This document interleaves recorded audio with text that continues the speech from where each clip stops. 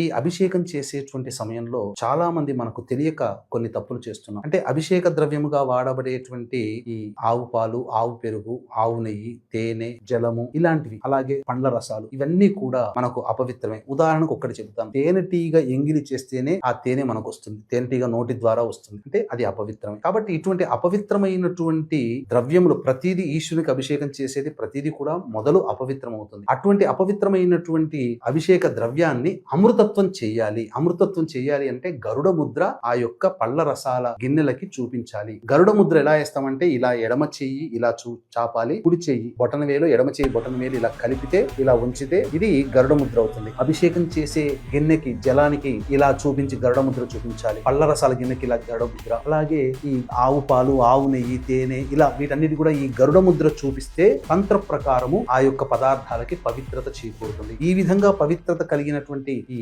రసములతో అభిషేకం చేస్తే పరమేశ్వరుడు సకల సంతుష్టుడై మన సంకల్పాన్ని అచిరకాలంలో నెరవేరుస్తాడని చెప్పడంలో ఏమాత్రం సందేహం లేదు.